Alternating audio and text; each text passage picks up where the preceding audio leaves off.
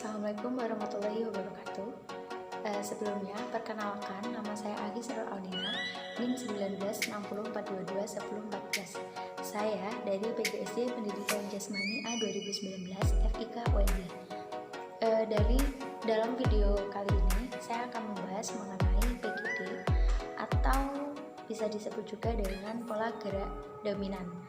Jadi, pola gerak dominan atau PGD ini merupakan sebuah pola gerak yang mendasari terbentuknya suatu keterampilan sehingga peranannya dianggap dominan. Istilah ini diturunkan dari terminologi formal, teori motorik yang membagi gerak menjadi 3. Yang pertama yaitu gerak, pola, dan juga keterampilan.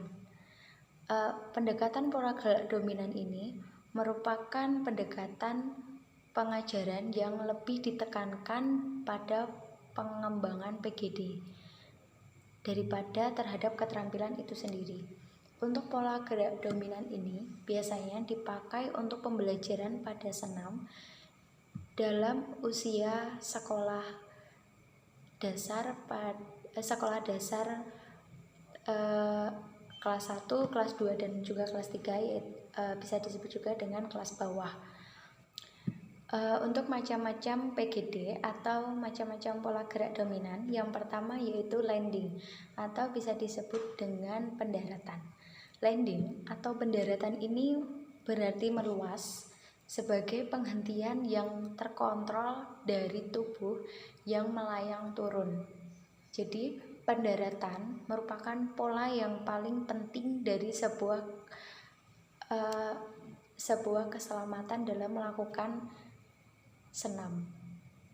Jadi, pendaratan itu merupakan kegiatan yang paling umum dalam senam, seperti bisa juga disebut sebagai penentu dari keberhasilan dari senam. Untuk jenis-jenis dari pendaratan itu dibagi menjadi 3, yaitu pendaratan menggunakan kaki. Itu adalah pendaratan yang bertumpu menggunakan kaki.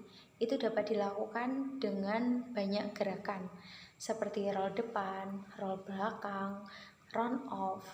Itu pendaratan menggunakan punggung. Untuk pendaratan menggunakan punggung ini dilakukan dengan punggung atau posisi punggung itu melakukan saat menyentuh tanah. Jadi menyentuh bawah. Jadi saat punggung menyentuh tanah itu disebut juga dengan pendaratan menggunakan punggung. Dari pendaratan menggunakan punggung ini bisa kita ambil contoh saat melakukan roll depan atau roll belakang, tetapi saat punggung itu menyentuh alas atau tanah. Untuk yang ketiga yaitu pendaratan menggunakan tangan. Jadi tangan itu digunakan sebagai unsur yang pertama dalam mendarat. Contohnya saat kita melakukan kayang. Jadi saat melakukan kayang, pendaratan itu menggunakan tangan. Jadi saat posisi tubuh berdiri dan tubuh dilengkungkan, itu posisi tangan itu membentuk. Posisi tangan itu turun dan melakukan pendaratan. Kemudian yang kedua yaitu posisi statis atau statis position. Jadi statis itu berarti diam atau seimbang. Pesenam yang sedang dalam posisi diam adalah pesenam yang sedang dalam posisi seimbang. Pada saat itu titik pusat berat tubuh itu sedang tidak bergerak. Jadi saat tubuh itu diam, itu posisi tubuh harus seimbang. Dari jenis-jenis posisi statis itu ada berbagai macam, yaitu tumpuan atau support. Jadi tumpuan itu adalah posisi statis yang stabil yang dilakukan dengan menggunakan tenaga tangan dan lengan agar tubuh serta bahu berada pada suatu alat. Yang kedua yaitu gantungan.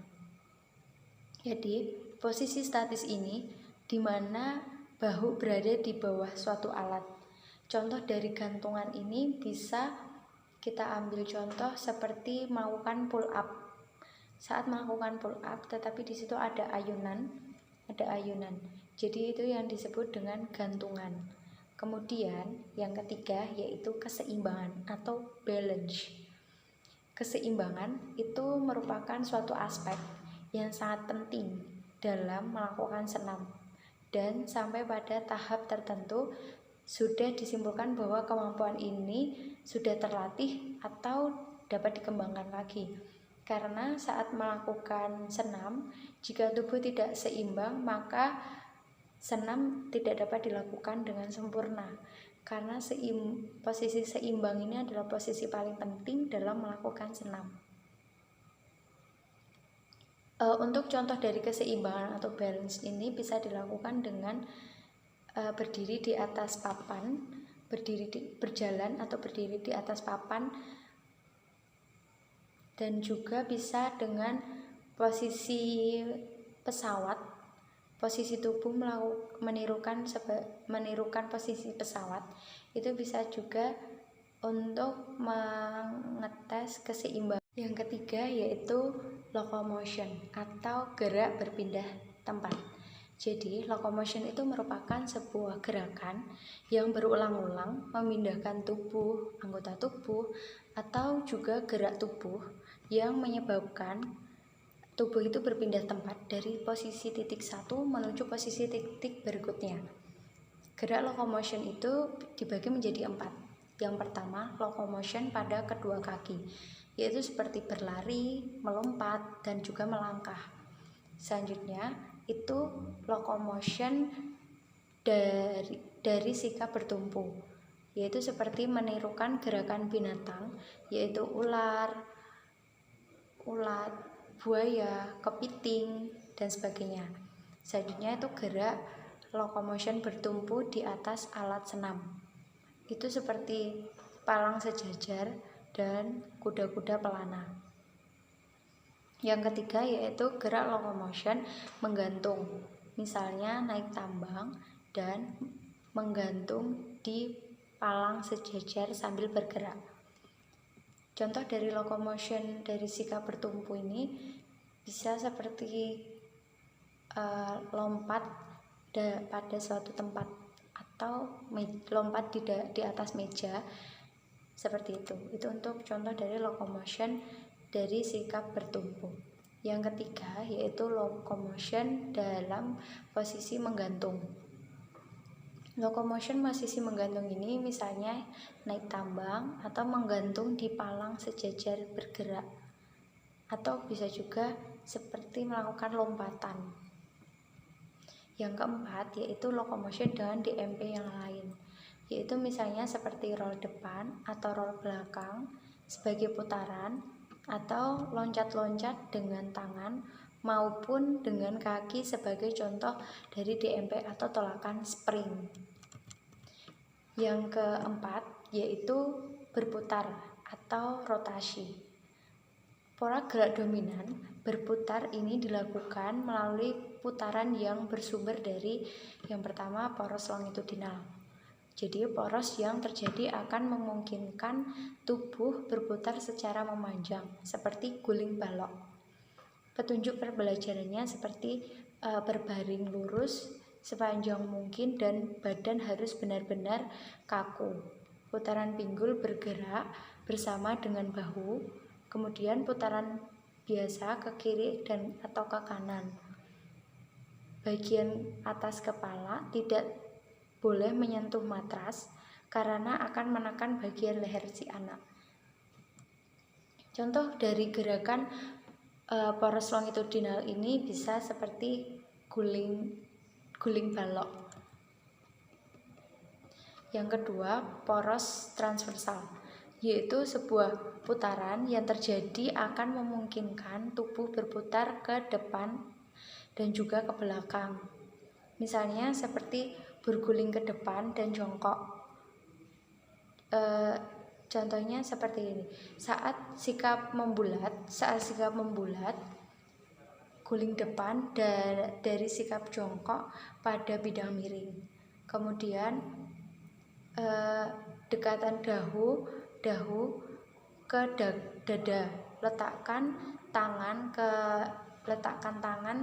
ke lantai selebar bahu, dan kemudian lihat ke belakang melalui kedua tungkai. Kemudian pertahankan sikap jongkok kaki sepanjang gulingan. Yang ketiga yaitu poros medial, yaitu putaran yang terjadi akan memungkinkan tubuh berputar ke arah anterior dan posterior, misalnya meroda. Yang keempat yaitu ayunan atau swing. Jadi ayunan itu suatu gerakan melingkar yang berporos di luar tubuh atau benda yang bergerak. Kegiatan-kegiatan pendahuluan yang berkaitan dengan gantungan dan tumpuan termasuk berbagai macam pegangan atau grip, dan posisi tubuh selama menggantung atau bertumpu merupakan dasar utama dari pembentukan keterampilan mengayun. Untuk jenis-jenis dari ayunan ini, yang pertama itu ayunan dari gantungan, ya, atau ayunan panjang, ayunan meluncur, ayunan dengan posisi tubuh terbalik, serta ayunan melecut. Yang kedua, ayunan dari tumpuan. Untuk ayunan dari tumpuan ini seperti ayunan yang dilakukan pada palang,